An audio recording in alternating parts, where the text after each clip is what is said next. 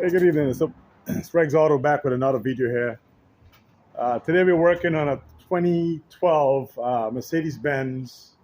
Uh, it's an E350, and what we're doing on it is engine mounts.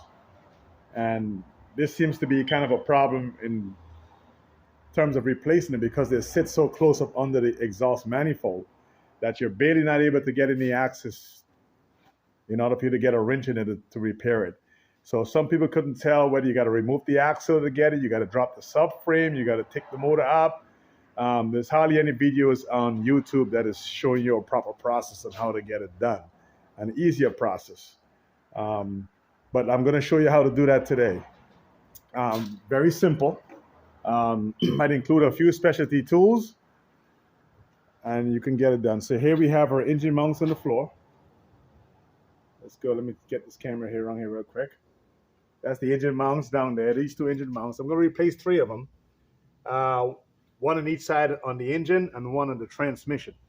So, because it causes a very serious vibration when the vehicle is running and you're trying to turn the vehicle back and forth in tight spaces, you get the vibration in the steering.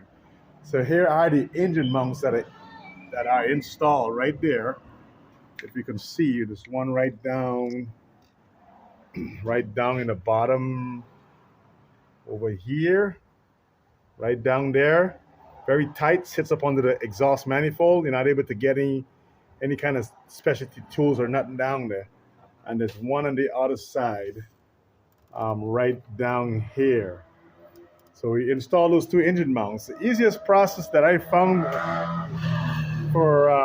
sorry with the motorcycle, for me to get it done, in terms of the right side, the passenger side, what I did, I removed the alternator and get that out of the way, unhook the engine mounts, and I was able to slide the engine mount under where the alternator is usually supposed to be.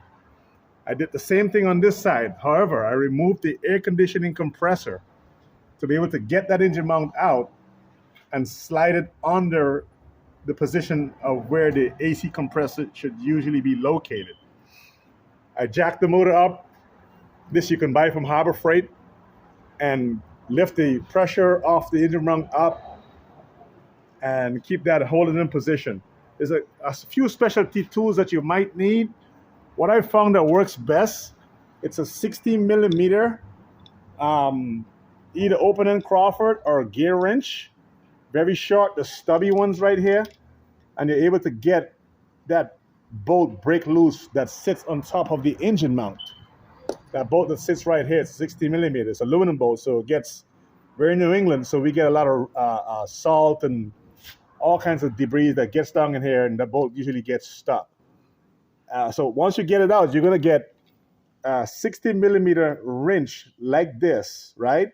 Where it's able to form an L shape, and it'll go on the bolt that sits up under the manifold, and you can actually ratchet it out like that. And you get the bolt out, and then you slide the engine mount out underneath the alternator or the AC compressor. So it's a very intense process. It seems to be a lot easier than having to either take the engine up or drop the subframe or remove the axles or remove the rack and pinion. It's much more straightforward. So now I'm all set. Only thing I have to do right now is just to ease that motor back down and put the bolts back on the side of the engine mounts, and I'm done.